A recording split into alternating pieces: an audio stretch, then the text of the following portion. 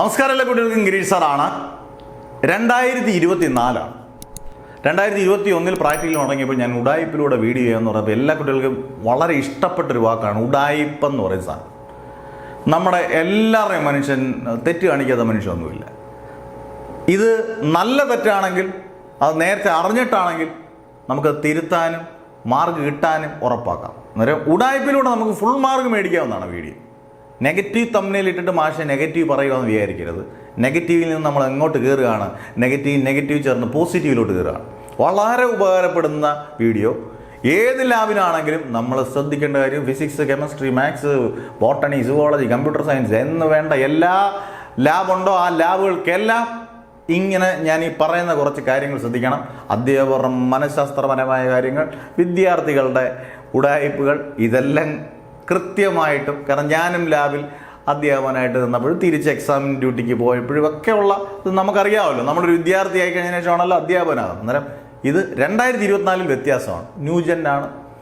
ഇൻസ്റ്റഗ്രാമും ട്വിറ്ററും മാത്രം, ഫേസ്ബുക്കും യൂട്യൂബും പോലും അധികം യൂസ് ചെയ്യാത്ത ന്യൂജൻ പിള്ളേരുള്ള സമയത്ത് ന്യൂജനായിട്ടുള്ള ഉടായ്പകളാണ് ഇത്. ഇപ്പം ഞാനൊരു രക്ഷാകർത്താവും അധ്യാപകൻ എന്നുള്ള രീതിയിൽ അത്യാവശ്യം ഉടായ്പകളൊക്കെ കുട്ടികൾ കാണുമ്പോഴേ നമുക്ക് ചിരി വരും. ഇതൊക്കെ നമുക്കും അറിയാവിടെ പോയി എന്ന് നമുക്ക് ചിരി വരും. അന്നേരം നിങ്ങൾ വളരെ ശ്രദ്ധിച്ച് ഒരു ലാബിൽ വളരെ ശ്രദ്ധിച്ചാൽ നമുക്ക് ഇങ്ങനെ പറയുന്ന ഉഡായിപ്പുകൾ ശ്രദ്ധിച്ചാൽ നമുക്ക് മാർക്ക് കിട്ടും.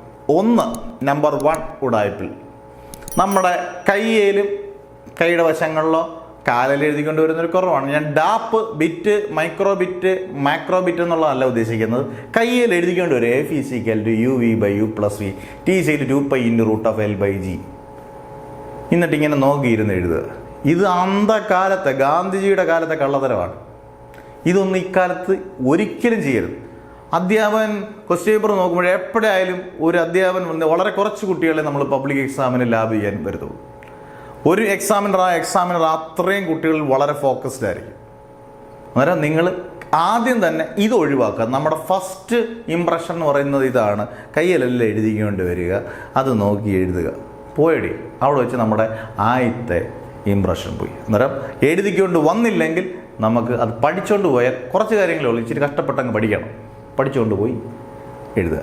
ഇതിങ്ങനെ എഴുതിക്കൊണ്ട് പോകുന്നവർക്ക് പണി എവിടെങ്കിലുമൊക്കെ വെച്ച് നമുക്ക് പലതവണ ഫിസിക്സിന് ഇങ്ങനെ സംഭവം നിങ്ങൾ ചെയ്തുകൊണ്ട് പോയി കഴിഞ്ഞാൽ അത് കെമിസ്ട്രിയിലേക്ക് പകരും.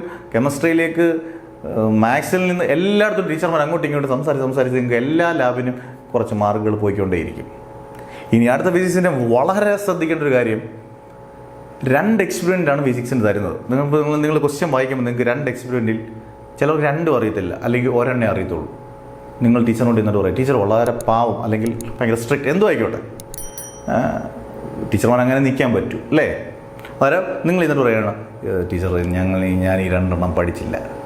ചില ടീച്ചർമാർ 90% ടീച്ചർമാർ, 90% ടീച്ചർമാർ ഇപ്പോഴത്തെ ഭയങ്കര റൂൾസ് ആൻഡ് റെഗുലേഷൻസ്, കുട്ടികളെ അടിക്കാൻ പാടില്ല, കുട്ടികളെ വഴക്ക് നോക്കാൻ പോലും പാടില്ല, പരുഷമായി സംസാരിക്കാൻ പാടില്ല എന്നൊക്കെ പറഞ്ഞാൽ ടീച്ചർമാർ പറയും കുഴപ്പമില്ല, മോൻ എന്തുവാ വേണ്ടല്ലേ, മോക്ക് എന്താണ് ഏതാണ് അറിയാമെന്ന് ചെയ്തു എന്ന് പറയുന്ന സ്ഥാനത്ത് നിങ്ങൾ വിചാരിക്കരുത് ബാക്കിയുള്ള കുട്ടികളെല്ലാം മണ്ടന്മാരായിരുന്നു, നിങ്ങൾ ബുദ്ധിമാന്മാരാണെന്ന് വിചാരിക്കരുത്. അവിടെയാണ് ട്വിസ്റ്റ്.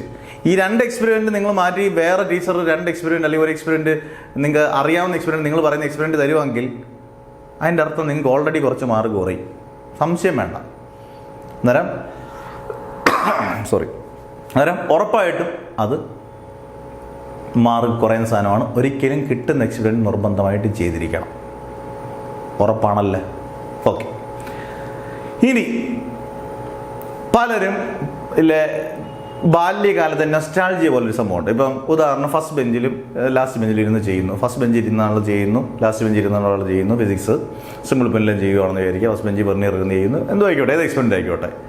നമുക്ക് ഇക്വേഷൻ അറിയത്തില്ല. ആദ്യം എഴുതി കാണിച്ച്, പല ടീച്ചർമാർ ഇങ്ങനെ എഴുതി കാണിച്ച് സൈൻ ചെയ്തതിന് ശേഷമാണ് ലാബ് ചെയ്യാൻ പറ്റുന്നത്. അന്നേരം ചിലരുണ്ട് ലാസ്റ്റ് ബെഞ്ചിൽ നിന്നോ ഫസ്റ്റ് ബെഞ്ചിൽ നിന്നോ സ്കെയിൽ ഉണ്ടോടി എന്ന് ചോദിച്ചുകൊണ്ട് അവിടോട്ട് ചെല്ലും, അങ്ങ് വരെ ചെല്ലും. എന്നിട്ട് അവിടെ ചെല്ലും ഫോക്കൽ ലെങ്തിനുള്ള ഇക്വേഷൻ അല്ലെങ്കിൽ വെർണിയർ കാലിപ്പേഴ്സിൻ്റെ സ്ഫിയറിനുള്ള ഇക്വേഷൻ പറയടി. ഇത് ഓട്ടോമാറ്റിക്കായിട്ട് ആ ടീച്ചർ ശ്രദ്ധിക്കുന്നുണ്ടാവും. ടീച്ചർ ചിലപ്പം ചായ ഏത്തക്കാപ്പൊക്കെ കഴിച്ചുകൊണ്ടിരിക്കുകയെന്ന് നിങ്ങൾ വിചാരിക്കും. പക്ഷേ ഒരു നല്ല 90% ഇപ്പോഴത്തെ ന്യൂ ജനറേഷൻ അധ്യാപകരും അത് വളരെ നോട്ട് ചെയ്തിട്ട് ഓക്കെ അവനെ നമ്മൾ ശ്രദ്ധിച്ചു എന്നാവും. അന്നേരം ഇങ്ങനെയുള്ള കൊച്ചു പിള്ളേരുടെ രീതിയിലുള്ള ബാലിശമായിട്ടുള്ള കള്ളത്തരങ്ങൾ ഒഴിവാക്കുക. അന്നേരം അങ്ങനെ സ്കെയിലും പെൻസിലും ഒക്കെ നിങ്ങളുടെ കയ്യിൽ തന്നെ വേണം. അന്നേരം രണ്ട് കാര്യങ്ങളാണ്, നിങ്ങളുടെ ഈ സ്കെയിലില്ല പെൻസിലെന്ന് മനസ്സിലായി, നിങ്ങൾക്കൊന്നും അറിയത്തില്ല, അവിടെ പോയി ഇക്വേഷൻ ചോദിച്ചെന്ന് മനസ്സിലായി. അന്നേരം പരമാവധി ഇതൊക്കെ ഒഴിവാക്കുക. ഇനി ഏറ്റവും important viva questions. Viva questions എന്ന് പറയുന്നത് ഏറ്റവും രസകരമായ കാര്യം എന്ന് പറഞ്ഞാൽ ഇപ്പം കുറച്ച് പേര്, ഇപ്പോൾ 2 പേര് ഇവിടെ നിൽക്കുന്നു, അല്ലെങ്കിൽ 3-4 പേര് നിൽക്കുകയാണ്, പ്രാക്ടിക്കൽ ചെയ്തുകൊണ്ടിരിക്കുകയാണ്. ടീച്ചർ വന്നിട്ട് ചോദിക്കുകയാണ് കോൺവെക്സ് ലെൻസിനോട് പവർ ഓഫ് എ ലെൻസ് എന്ന് പറഞ്ഞാൽ എന്താണ്? റെസിപ്രോക്കൽ ഓഫ് ഫോക്കൽ എന്ന് കുട്ടി ഉത്തരം പറഞ്ഞു. അല്ലെങ്കിൽ കുട്ടി ഉത്തരം പറഞ്ഞു power of a lens power of a lens എന്ന് പറഞ്ഞാൽ റെസിപ്രോക്കൽ ഓഫ് ഫോക്കൽ ലെങ്ത്. ഇപ്പുറത്ത് നിൽക്കുന്ന പറഞ്ഞാൽ നെഞ്ചിടിപ്പ് ഇങ്ങനെ കൂടും, ഇങ്ങനെ നിൽക്കുകയാണ്. അടുത്ത നമ്മളോടാണ് ചോദ്യം. ടീച്ചർ നമ്മളോട് ചോദിക്കാതെ മുന്നോട്ട് അങ്ങ് പോകുന്നു, ഇനിയുള്ള ആരോട് ചോദിക്കുന്നില്ല, അങ്ങോട്ട് മുന്നോട്ട് പോകും. അന്നേരം അതിൻ്റെ അർത്ഥം നിങ്ങൾ വിചാരിക്കേണ്ടത്, ഈ വീഡിയോ ടീച്ചർമാരും കാണുന്നതാണെങ്കിൽ ടീച്ചർമാർക്ക് അറിയാം, വൈവ ചോദിച്ചില്ലെങ്കിൽ നിങ്ങൾക്ക് മാർക്ക് കിട്ടും. ടീച്ചറിൻ്റെ ജോലിയാണല്ലോ വൈവ ചോദിക്കുന്നത്. വൈവ ചോദിച്ചില്ലെങ്കിൽ നിങ്ങൾക്ക് ഫുൾ മാർക്ക് കിട്ടും. വൈവ ചോദിച്ചില്ല എന്ന് പറഞ്ഞുകൊണ്ട് ചിലർ എന്തെങ്കിലും അറിയോ? ഇപ്പോൾ ഞാനും എക്സാം ഹോളിൽ നിൽക്കുമ്പോൾ ചിലരുണ്ട് വൈവ ചോദിച്ചില്ല, സാർ എന്നോട് വൈവ ചോദിച്ചില്ല എന്ന് പറയും. പണി മേടിക്കുകയാണ്, പാൽപ്പായസത്തിൽ പണി കിട്ടാനുള്ള പരിപാടിയാണ്. അതായത് ഇനി വിളിക്കുകയാണ് ടീച്ചറിനെ. അതായത് വൈവ ചോദിക്കാതെ ടീച്ചർ അങ്ങ് പോയപ്പോൾ ടീച്ചറെ എന്നോട് വൈവ ചോദിച്ചില്ല. അത് ഇദ്ദേഹത്തിൻ്റെ പേര് ബാക്കിയുള്ളവർക്കോട് വൈവ ചോദിച്ചു, എന്നോട് ചോദിച്ചില്ലെങ്കിൽ മാർക്ക് കുറയുന്ന, അങ്ങനെ വിചാരിക്കരുത്. വിളിക്കും, വിളിച്ചിട്ട് ടീച്ചറിനോട് ടീച്ചറെ വൈവ ചോദിച്ചില്ല. ഇതുപോലെ തന്നെ ലെൻസ് ആയിരിക്കും, എന്നാൽ ടീച്ചർ ചോദിക്കുക വൈവ ചോദിച്ചില്ല, ഓ ശരി ടീച്ചർ പോയതാ, കുഴപ്പമില്ല, എല്ലാം പഠിച്ചിട്ടുണ്ടല്ലോ. വളരെ സിമ്പിളായിട്ട് അങ്ങ് ചോദിക്കും, എന്താണ് ലോസ് ഓഫ് റിഫ്രാക്ഷൻ? പരിപാടി കഴിയും. നമുക്കറിയത്തുമില്ല. അറിയാമെങ്കിൽ ഓക്കെ, അറിയത്തില്ല, നമ്മൾ വിളിച്ചു വരുത്തിയതാണ്. അതായത് ഏണി കൊണ്ടുവന്ന് പണി മേടിക്കുന്ന സാധനമാണ്. അന്നേരം ഒരിക്കലും വൈവ ക്വസ്റ്റ്യൻസ് ചോദിച്ചില്ലെങ്കിൽ നിങ്ങൾ വിളിച്ചു വരുത്തി വൈവ ക്വസ്റ്റ്യൻസ് ചോദിപ്പിച്ച് മാർക്ക് കളയരുത്. അതങ്ങനെ പൊക്കോട്ടെ, നമുക്ക് കിട്ടേണ്ട മാർക്ക് ഫുൾ മാർക്കായിട്ട് തന്നെ കിട്ടിക്കോളും. വൈവ ചോദിച്ചെങ്കിൽ നിങ്ങൾ ഉത്തരം പറയുക. ഇനി വൈവയിൽ തന്നെ വേറൊരു ഘടകമുണ്ട്, പൊട്ടത്തെറ്റുകൾ ചറപറാന്ന് വിളിച്ച് പറയരുത്. അറിയത്തില്ലെങ്കിൽ അറിയത്തില്ല.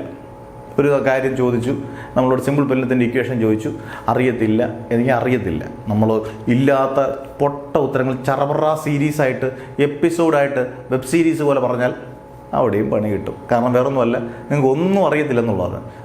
ഇടയ്ക്കൊക്കെ എന്തെങ്കിലുമൊക്കെ ആയിട്ട് അഡ്ജസ്റ്റ്മെൻറ്റ്. പിന്നെ ഓവർ വിനയം പാടില്ല, ലാബിൽ പ്രത്യേകിച്ച്. ഓവർ വിനയം എന്ന് പറഞ്ഞാൽ നമസ്തേ ടീച്ചർ എന്നൊക്കെ പറഞ്ഞ് ടീച്ചറിൻ്റെ കാല തേങ്ങ ഉടയ്ക്കുന്ന രീതിയിലുള്ള ഭയങ്കര ഓവർ വിനയമായിട്ട് ചെല്ലുന്ന ഒരുപാട് പേരുണ്ട്. ചെന്ന് കഴിയുമ്പോൾ മുതൽ ബിറ്റ് വെച്ച് എഴുതാനും തുടങ്ങും. അന്നേരം ഓവർ വിനയം പാടില്ല, റെസ്പെക്റ്റ് വേണം എല്ലാ ടീച്ചേഴ്സിനോടും. അതുപോലെ പാലിക്കുക. പിന്നെ ആദ്യം ഇതാണ്, നമ്മൾ ആ ഹോളിൽ ചെന്നതിന് ശേഷം നമ്മുടെ അച്ചടക്കം വളരെ കാര്യമാണ്. അത് എല്ലാ കുട്ടികൾക്കും ഒരുപോലെ വേണമെന്നൊന്നുമില്ല. ചിലർ അങ്ങോട്ടും ഇങ്ങോട്ടും ഒക്കെ ഇച്ചിരി പ്രശ്നങ്ങളൊക്കെ ഉള്ളവർ കാണും. അന്നേരം ഇതൊക്കെ ഇങ്ങനെയുള്ള കാര്യങ്ങളൊക്കെ ഒന്ന് ശ്രദ്ധിച്ചാൽ ടീച്ചർമാർ, നമ്മളില്ലേ ഈ കാലത്ത് ടീച്ചർമാരിൽ ഒരു 90% പേര് ന്യൂ ജനറേഷൻ അധ്യാപകരാണ്. ഈ ന്യൂ ജനറേഷൻ അധ്യാപകർ ഉടായ്പുള്ള ഉസ്താദാണ്. ഇവർക്ക് ഇതെല്ലാം അറിയാമല്ലോ. നമ്മളിത് ഈ പഠിച്ച, ഇപ്പം ഞാൻ ഉൾപ്പെടെയുള്ള വിഭാഗത്തിനാണ് പറയുന്നത്, പഠിച്ച കാര്യങ്ങൾ നമ്മൾ കുട്ടികൾ കാണിക്കുമ്പോൾ നമുക്കിതറിയാം ഇതെങ്ങോട്ടുള്ള പുറപ്പാടാണെന്നുള്ളത്. അല്ല, നമ്മളിതൊക്കെ അറിഞ്ഞു വെച്ചിട്ട് പോയാൽ പരിക്കില്ലാതെ രക്ഷപ്പെടും. അന്നേരം ഉറപ്പായിട്ട് നിങ്ങൾ അറിഞ്ഞിരിക്കുക, ഇങ്ങനെയുള്ള കാര്യങ്ങളൊക്കെ ശ്രദ്ധിക്കുക. പലരും 100 വട്ടം പറഞ്ഞാലും ഇത് വീണ്ടും വീണ്ടും ആവർത്തിക്കുന്നതാണ്. അന്നേരം ഫുൾ മാർക്ക് മേടിക്കാൻ ഇങ്ങനെയുള്ള കാര്യങ്ങളോട് ശ്രദ്ധിച്ചാലേ ഫുൾ മാർക്ക് മേടിക്കാൻ പറ്റും. നമുക്ക് 39, 40, 39, 35 പോരാ, 40 മാർക്ക് മേടിക്കണം. അന്നേരം ഇങ്ങനെയുള്ള വീഡിയോസ് നിങ്ങൾക്ക് എല്ലാ പ്രാക്ടിക്കലിനും ഉപകാരപ്പെടുന്നതാണ്. 2025 മാറും, വ്യത്യസ്തമായ കാലഘട്ടങ്ങളാവും. അന്നേരം ഈ വട്ടത്തെ കുട്ടികൾ മാക്സിമം കാണുക, വീഡിയോടൊപ്പം പഠിക്കുക, നല്ല മാർക്ക് കിട്ടട്ടെ എന്ന് മാഷ് പ്രാർത്ഥിച്ചുകൊണ്ട് നിർത്തുന്നു. Never ever give up.